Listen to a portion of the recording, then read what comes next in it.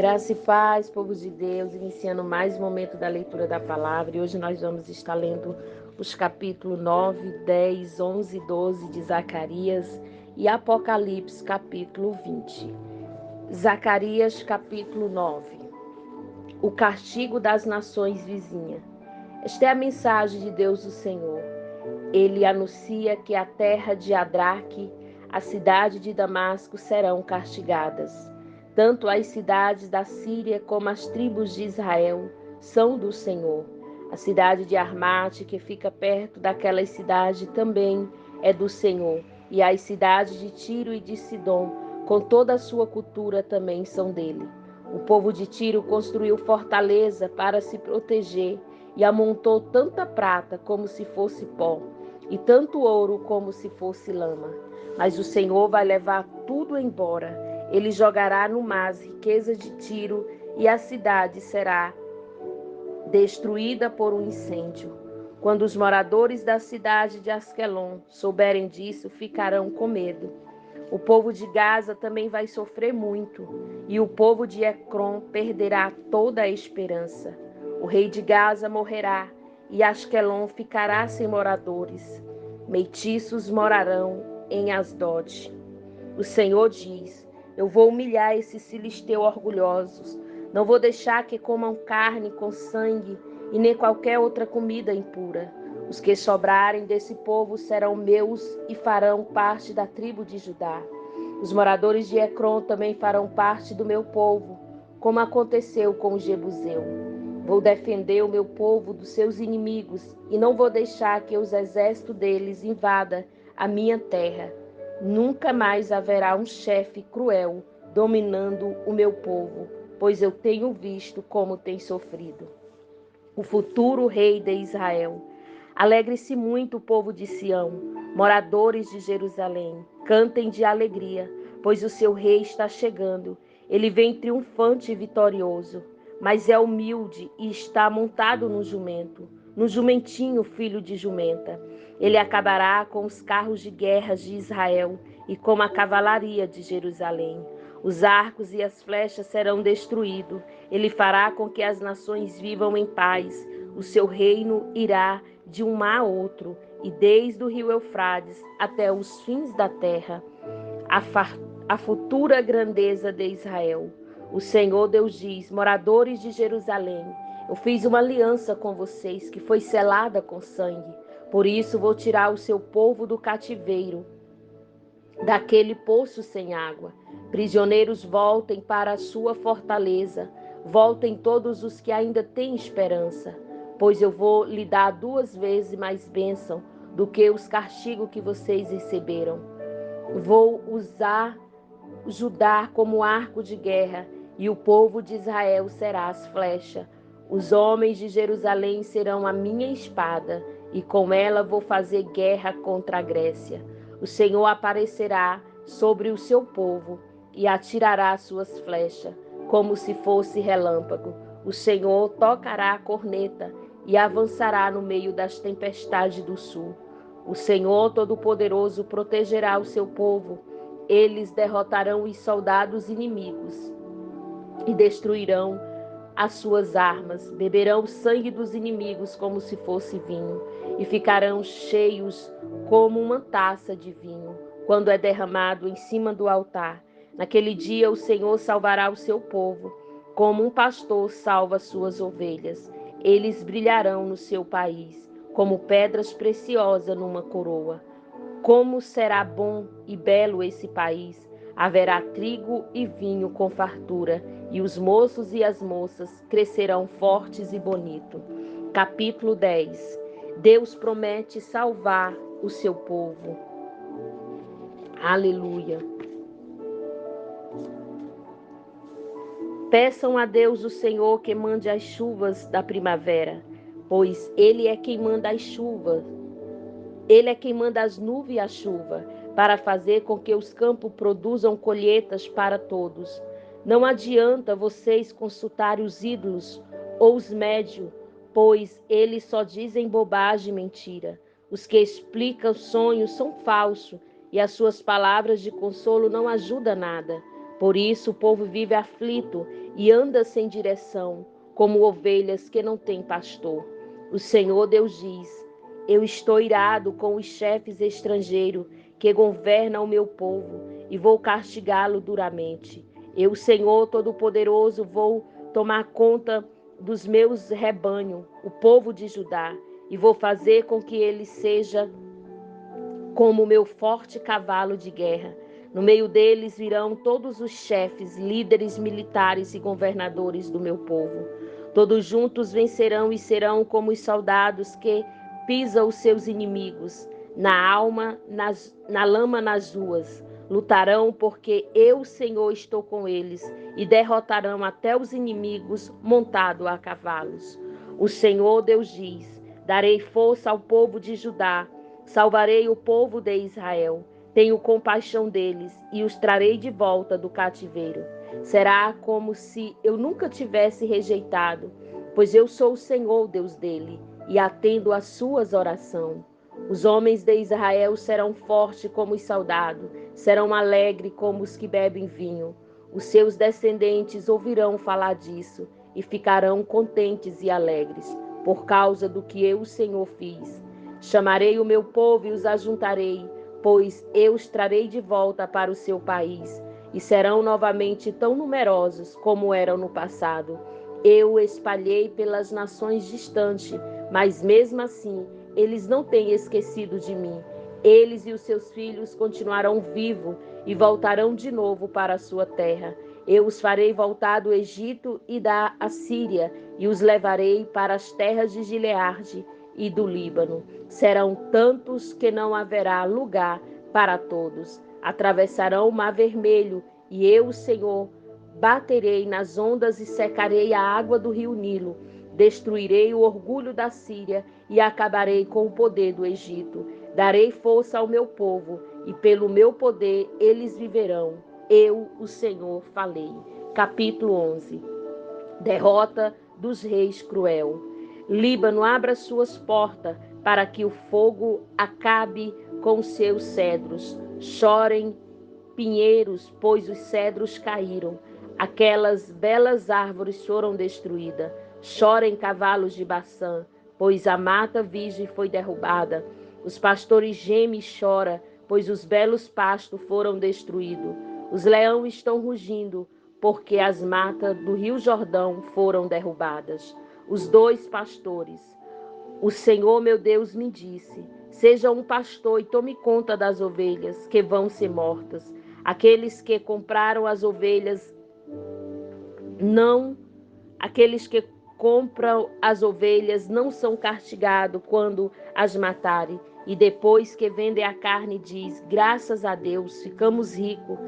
Nem mesmo os próprios pastores daquelas ovelhas têm pena delas. Também eu não tenho mais compaixão dos moradores de Israel. Vou entregar a todos nas mãos dos seus chefes e dos seus reis. Estes arrasaram o país e eu não livrarei ninguém do poder deles. Eu, o Senhor, estou falando. Portanto, eu fui contratado pelos que compram e vendem ovelhas para cuidar das que iam ser mortas. Peguei 2 bordões e eu chamei de bondade e o outro de união. E fiquei tomando conta do rebanho. Em um mês acabei com os 3 pastores, mas perdi a paciência com as ovelhas, e elas ficaram aborrecidas comigo. Então eu disse a elas: eu não serei mais o pastor de vocês. Que morra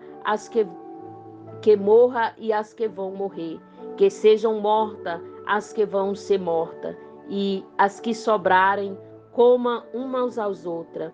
Depois peguei o bastão chamado bondade e quebrei como sinal de que tinha quebrado a aliança que havia feito com todos os povos. Portanto, a aliança foi desfeita naquele dia. Aí os negociantes de ovelhas que estavam me espiando entenderam que o Senhor estava falando por meio daquilo que eu fazia. Então ele disse: se estivesse satisfeito, pegue o meu salário, se não, paguem. E eles me pagaram 30 barras de prata. O Senhor Deus me disse: põe esse dinheiro no tesouro do templo. Peguei o dinheiro, o ótimo salário que eles achavam que eu merecia e pus no tesouro do templo. Depois quebrei o segundo bastão chamado união, como sinal de que estava desfeita a união dos irmãos que estava entre Judá e Israel. Em seguida o Senhor disse: agora faço o papel de um pastor que não presta, pois vou pôr um pastor para cuidar do meu rebanho, mas ele não vai se preocupar com as ovelhas que estiverem em perigo.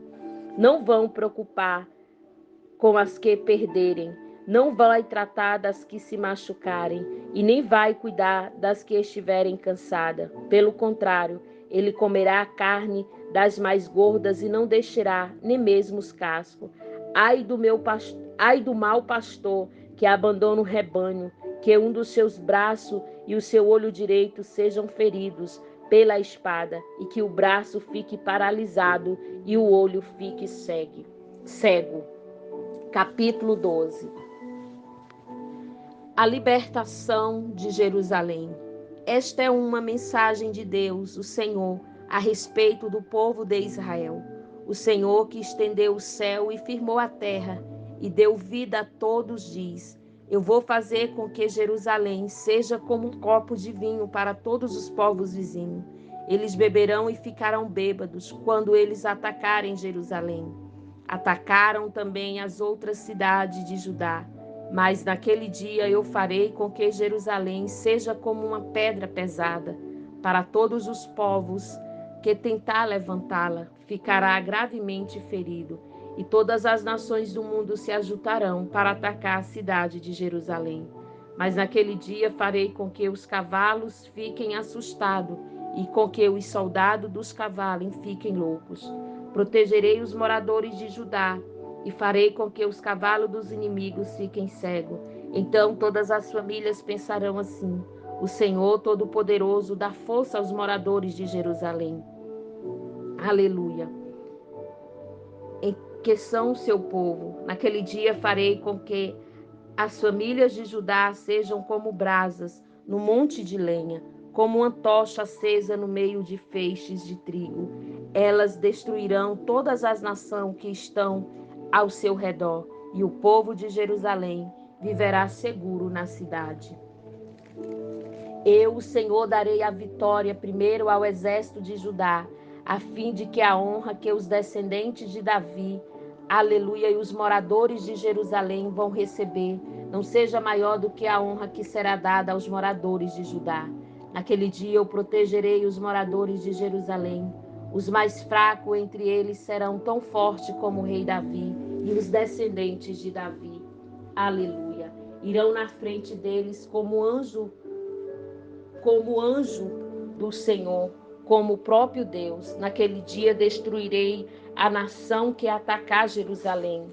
Naquele dia espalharei o espírito de bondade e de oração sobre os descendentes de Davi, sobre os outros moradores de Jerusalém. Eles orarão para aquele a quem atravessarem com a lança e chorarão a sua morte, como quem chora a morte do filho único. Chorarão amargamente como quem chora a morte do filho mais velho. Naquele dia haverá tanto choro em Jerusalém, como o choro que há na planície do Meguido, pelo Deus Ardade Rimon.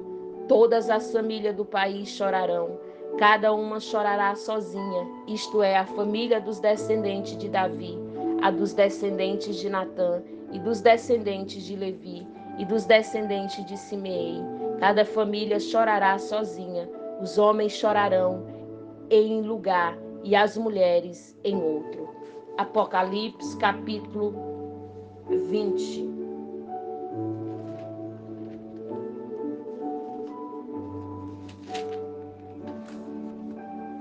Os 1000 anos. Então vi descendo do céu um anjo que tinha nas mãos a chave do abismo e uma corrente pesada. Ele agarrou o dragão, aquela velha cobra que é o diabo ou Satanás, e o amarrou por 1000 anos. Então o anjo jogou o diabo no abismo e trancou, selou a porta para que não enganasse mais as nações até terminarem os 1000 anos. Depois desses 1000 anos, é preciso que ele seja solto por um pouco de tempo. Em seguida vi alguns tronos, e os que estavam sentados neles receberam o poder de julgar. Vi também as almas das pessoas que tinham sido degoladas porque havia anunciado a mensagem de Deus e a verdade que Jesus Cristo revelou. Eles não tinham adorado o monstro e nem a sua imagem, e nem tinham recebido o seu sinal na testa ou na mão. Essas pessoas tornaram a viver e a reinar com Cristo durante 1000 anos. Os outros mortos não tornaram a viver até que os 1000 anos terminarem. Esta é a primeira ressurreição. Felizes e abençoados as pessoas que foram incluídas nessa primeira ressurreição, pois a segunda morte não tem poder sobre elas. Serão sacerdotes de Deus e de Cristo e reinarão com ele durante os 1000 anos. A derrota de Satanás. Depois que os 1000 anos terminarem, Satanás será solto da sua prisão e sairá para enganar os povos de todas as nações do mundo, isto é, o Goge e o Mung. Satanás os juntará para a batalha, e eles serão tantos como o grão de areia da praia do mar. Eles se espalharão pelo mundo e cercaram o acampamento do povo de Deus e a cidade que ele ama. Mas um fogo desceu do céu e os destruiu. Aí o diabo que havia enganado foi jogado no lago de fogo e enxofre, onde o monstro e o falso profeta já haviam sido lançados. E é lá que serão atormentados para todo sempre, de dia e de noite. O julgamento final. Então vi um grande trono branco, aquele que está sentado nele. A terra e o céu fugiram da sua presença e não foram vistos mais. Vi também os mortos, tanto os importantes como os humildes, que estavam de pé diante do trono. Foram abertos livros e também foi aberto outro livro, o livro da vida. Os mortos foram julgados de acordo com o que cada um havia feito, conforme estava escrito nos livros. Aí o mar entregou os mortos que estavam nele. A morte e o mundo dos mortos também entregaram os que ele tinha em seu poder, e todos foram julgados de acordo com o que cada um tinha feito. Então a morte e o mundo dos mortos foram jogados no lago de fogo. Esse lago é é a segunda morte. Quem não tinha o seu nome escrito no livro da vida foi jogado no lago de fogo. Essa foi a nossa leitura de hoje, dia 29/12/2023. Que Deus fale ao seu coração através da sua poderosa palavra.